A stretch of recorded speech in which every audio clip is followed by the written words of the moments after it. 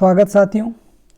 आज हम रांगिया राघव की गूंगे नामक कहानी का अध्ययन करेंगे। तो सबसे पहले देखिए कि पाठ्यपुस्तक में संकलित कहानी जिसका नाम है गूंगे, मैं एक गूंगे किशोर के माध्यम से शोषित मानव की असहायता का चित्रण किया गया है। ध्यान रखिएगा, शोषित मनुष्य की असहायता या हेल्पलेस जो है उसका चित्रण किया गया है। और फिर आप आगे देखिए कि कभी तो वह मूक भाव से सब अत्याचार सह लेता है और कभी विरोध में आक्रोश व्यक्त करता है।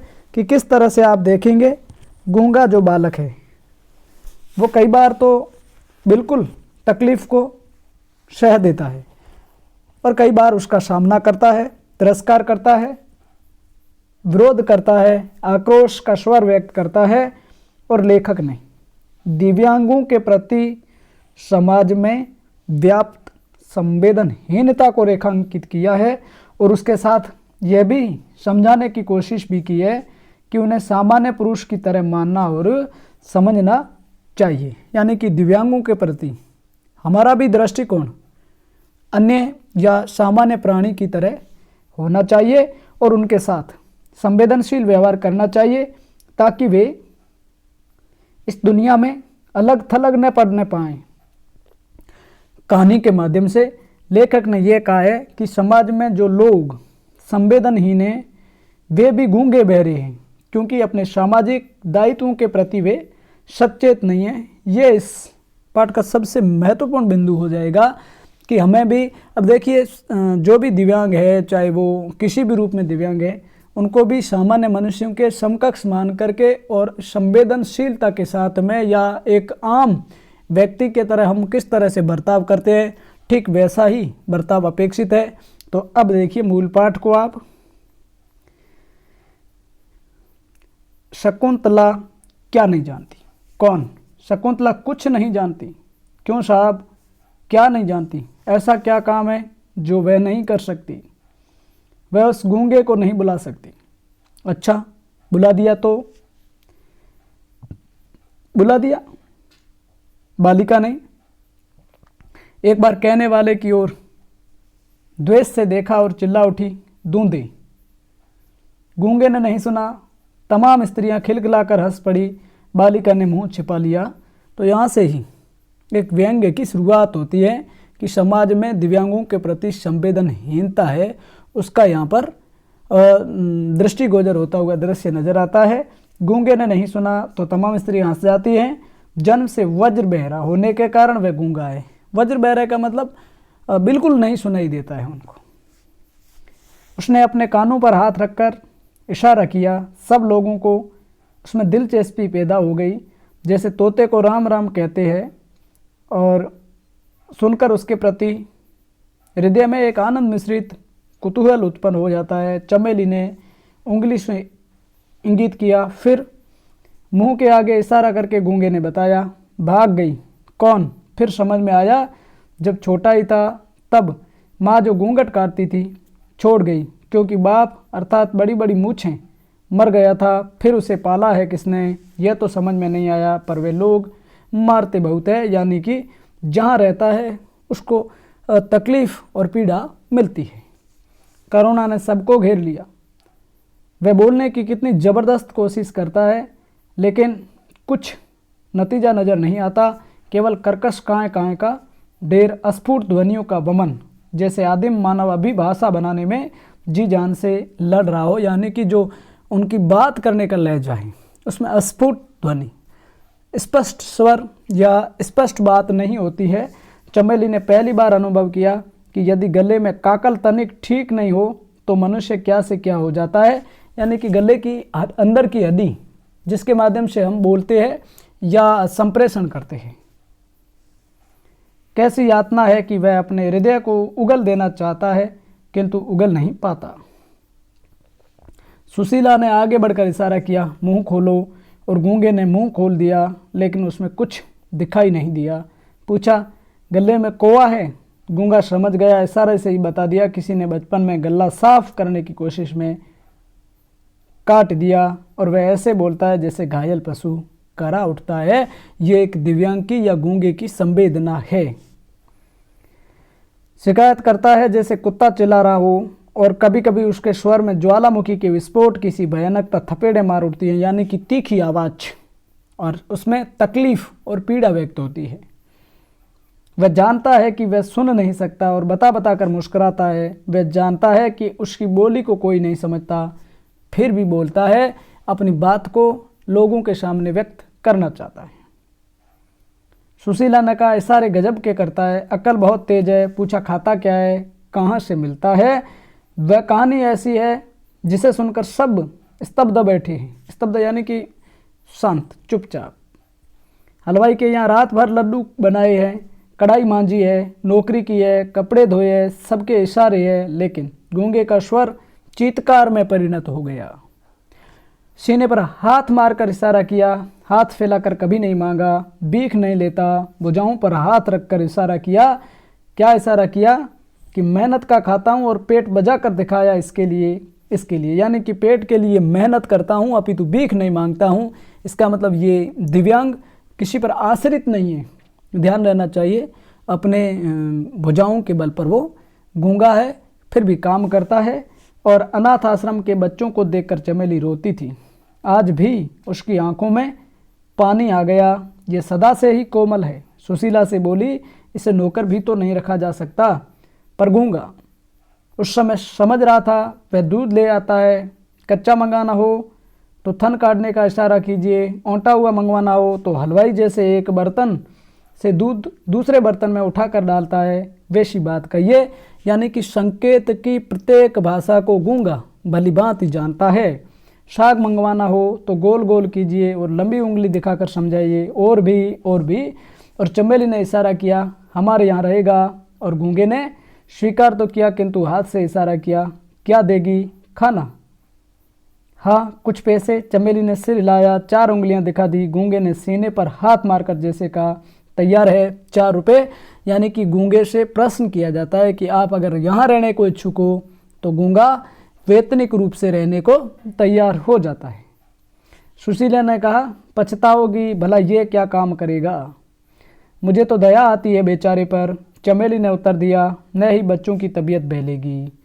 घर पर बुआ मारती थी, फूफा मारता था, क्योंकि उन्होंने उसे पाला था। वे चाहते थे कि बाजार में पल्लेदारी करे, 12-14 आने कमा कर लाए, उन्हें दे दे, बदले में वे उसके सामने बाजरे और चने की रोटियां डाल दे। अब गूंगा घर भी नहीं जाता, यही काम करता है। बच्चे चिढ़ाते हैं, कभी नाराज नहीं होता। चमेली के पति सीधे साधे आदमी हैं, पल जाएगा बेचारा, किंतु वे जानते हैं कि मनुष्य की करुणा की भावना उसके भीतर गूंगेपन की प्रतीक छाया है। वह बहुत कुछ करना चाहता है, किंतु कर नहीं पाता। इस तरह दिन बीत रही है। चमेली ने पुकारा, गूंगे, किंतु कोई उत्तर नहीं आया। उठकर ढूंढा, कुछ पता नहीं लगा।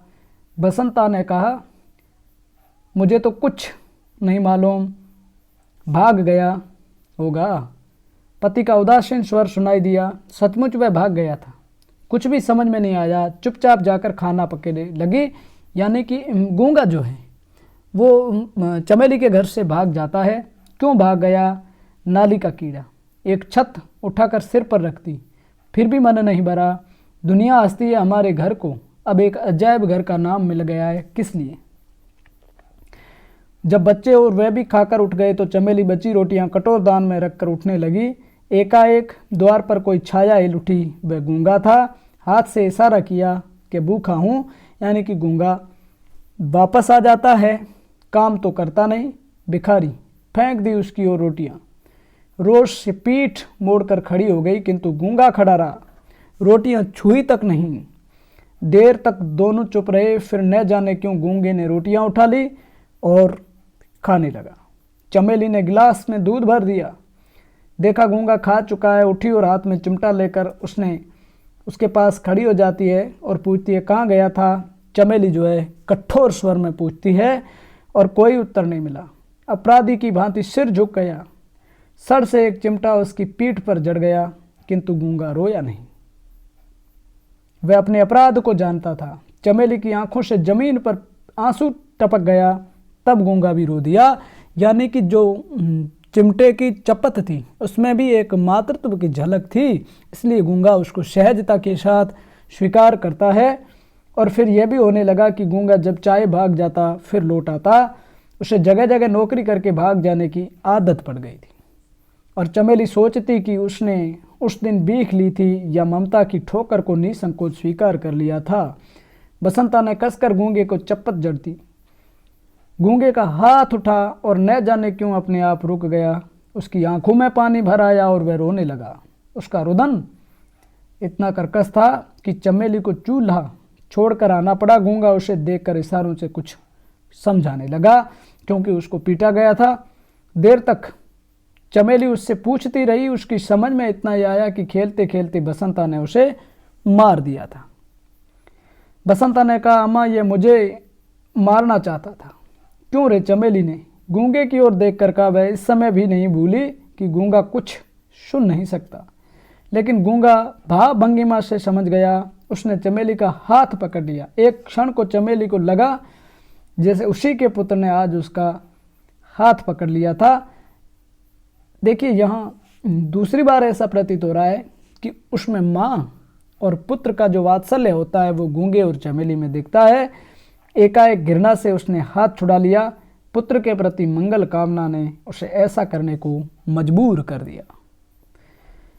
कहीं उसका बेटा भी गूंगा होता तो वह भी ऐसे ही दुख उठाता। वह कुछ भी नहीं सोच सकी। एक बार फिर गूंगे के प्रति हृदय में ममता भरती है, ममत्व जाग उठता है और वह लौट कर चूल्हे पर जा बैठी, जिसमें अंदर आग थी, लेकिन उसी आग से वह सब पक रहा था। जिससे सबसे भयानक आग बुझती है वो थी पेट की आग। खाना बन रहा था, इसका आशय है, जिसके कारण आदमी गुलाम हो जाता है। उसे अनुभव हुआ कि गूंगे में बसंता से कहीं अधिक शारीरिक बल था, ताकत थी। कभी भी गूंगे की भांति शक्ति से बसंता ने उसका हाथ नहीं पकड़ा था, लेकिन फिर भी गूंगे ने अपना हाथ बसंता पर नहीं चलाया। रोटी जल रही थी, झट से पलट दी, वह पक रही थी। इसी से बसंता बसंता है, गूंगा गूंगा है। चमेली को विस्मय हुआ। गूंगा शायद यह समझता है कि बसंता मालिक का बेटा है, उस पर वह हाथ नहीं लगा सकता। मन ही मन थोड़ा विक्षोभ भी हुआ, किंतु पुत्र की ममता ने इस विषय पर चादर डाल दी। और फिर याद आया कि उसने उसका हाथ पकड़ा था, शायद इसीलिए कि उसे बसंता को दंड देना ही चाहिए। ये उसको अधिकार है, राइट है उनका।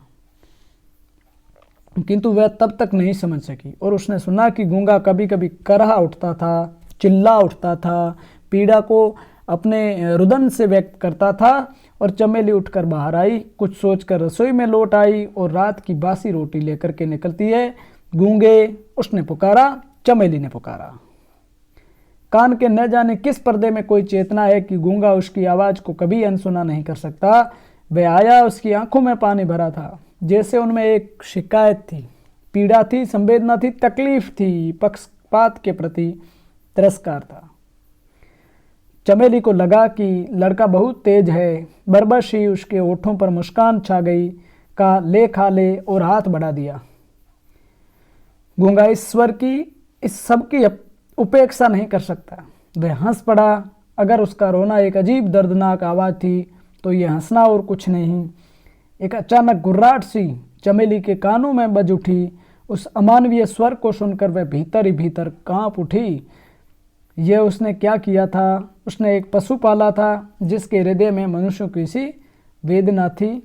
घृणा से विक्षुब्ध होकर चमेली कहती है, क्यों रे, तूने चोरी की है? गूंगा चुप हो जाता है। उसने अपना सिर झुका लिया। चमेली एक बार क्रोध से कांप उठी। देर तक उसकी ओर घूरती रही और सोचा कि मारने से यह ठीक नहीं हो सकता। अपराध को स्वीकार करा, दंड न देना ही शायद कुछ असर करे। और फिर कौन मेरा अपना है? यानी कि अपराधी को इस चीज़ का एहसास हो जाए कि मुझे दंड अपराध के प्रति मिल रहा है। चमेली इसी एहसास को करवाना चाहती थी गूंगे से। रहना हो तो ठीक से रहे, नहीं तो फिर जाकर सड़क पर कुत्तों की तरह जूठन पर जिंदगी बिताई। दर दर अपमानित और लांछित रह करके उस गूंगे को चमेली समझाती है। आगे बढ़कर गूंगे का हाथ पकड़ लिया और द्वार की ओर इशारा करके दिखाया, निकल जा। यानी कि गूंगे को चमेली अपने घर से बाहर निकाल देती है। गूंगा जैसे समझा नहीं, बड़ी बड़ी आंखों को फाड़े देखते रहा। कुछ कहने को शायद एक बार होठ खुले भी, किंतु कोई स्वर नहीं निकला।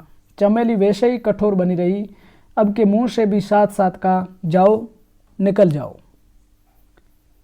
ढंग से काम नहीं करना है तो तुम्हारा यहाँ कोई काम नहीं। नौकर की तरह रहना है, रहो, नहीं तो बाहर जाओ। यहाँ तुम्हारे नखरे कोई नहीं उठा सकता, किसी को भी इतनी फुर्सत नहीं है, समझे। और गूंगे को यहाँ से निकाल दिया जाता है। और फिर चमेली आवेश में आकर चिल्ला उठी, मक्कार, बदमाश। पहले कहता था भीख नहीं मांगता, और सबसे भीख मांगता है, रोज रोज भाग जाता है। पत्ते चाटने की आदत पड़ गई है। कुत्ते की दुम क्या कभी सीधी होगी? नहीं, नहीं रखना है हमें, तू जा, इसी वक्त निकल जा। यानी कि उनको घर से बाहर निकाला जाता है।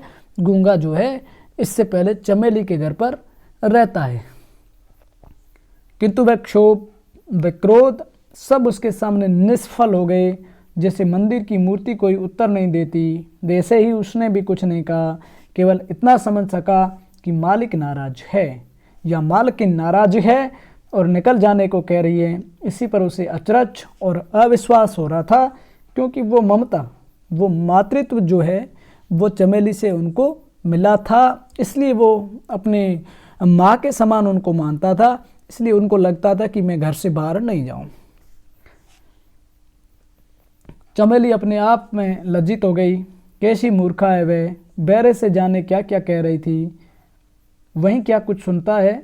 हाथ पकड़कर जोर से एक झटका देती है और दरवाजे के बाहर धकेल देती है। गूंगा धीरे धीरे चला गया। चमेली उसको देखती है और करीब घंटे भर बाद शकुंतला और बसंता जो है वो दोनों चिल्ला उठते हैं, जो इनके बेटे हैं, अम्मा, अम्मा। क्या है? चमेली ने ऊपर से पूछा। गूंगा, बसंता ने कहा, किंतु कहने के पहले ही नीचे उतर कर देखा, गूंगा खून से भीग रहा था।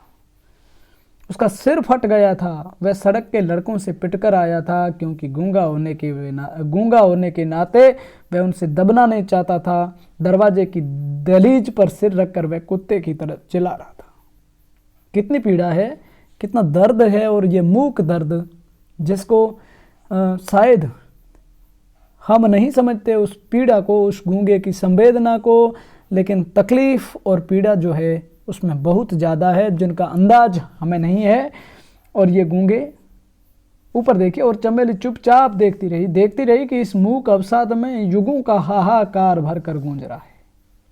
और ये गूंगे अनेक अनेक हो संसार में भिन्न भिन्न रूपों में छाए हैं, जो कहना चाहते हैं पर कह नहीं पाते, जिनके हृदय की प्रतिहिंसा न्याय और अन्याय को परख कर भी अत्याचार को चुनौती नहीं दे सकती, क्योंकि बोलने के लिए स्वर होकर भी स्वर में अर्थ नहीं है, क्योंकि वे असमर्थ है। और चमेली सोचती है, आज दिन ऐसा कौन है जो गूंगा नहीं है, किसका हृदय समाज, राष्ट्र, धर्म और व्यक्ति के प्रति विद्वेष से, घृणा से नहीं छटपटाता, किंतु फिर भी कृत्रिम सुख की छलना अपने जालों में उसे नहीं फांस देती, क्योंकि वह स्नेह चाहता है, समानता चाहता है। तो इस तरह से गूंगे नामक कहानी, जिसमें देखिए हमारे समाज में जो दिव्यांगों के प्रति संवेदनहीनता है या दिव्यांग को सामान्य मानव के बराबर नहीं माना जाता है, इसी को इसमें उकेरा गया है। आपने देखा, आपने सुना, बहुत सामान्य है। कहानी में ज़्यादा कोई अर्थ गंभीरता नहीं है जिसको हम नहीं समझ सकते हैं। बात कुल मिलाकर के ये है कि हमें भी या हम सबको दिव्यांगों के प्रति संवेदना रखनी चाहिए, उनको सामान्य मानव की तरह समझना चाहिए, उसी तरह का बर्ताव करना चाहिए, उनकी मूक स्वर को, मूक रुदन को समझना चाहिए। ये गूंगे नामक कहानी से रांगे राघव कहना चाहते हैं। इस तरह से ये कहानी पूरी होती है। अगर आपको लगा हमारा पढ़ाने का तरीका, आपसे संवाद करने का तरीका, आपसे मिलने का तरीका, तो आप चैनल को सब्सक्राइब और लाइक ज़रूर करें, ताकि इस तरह के अनेक वीडियो आपके इस चैनल पर अपलोड किए जाएंगे। मिलेंगे फिर इसी तरह के अगले वीडियो के साथ। तब तक आप सभी को जय हिंद, वंदे मातरम।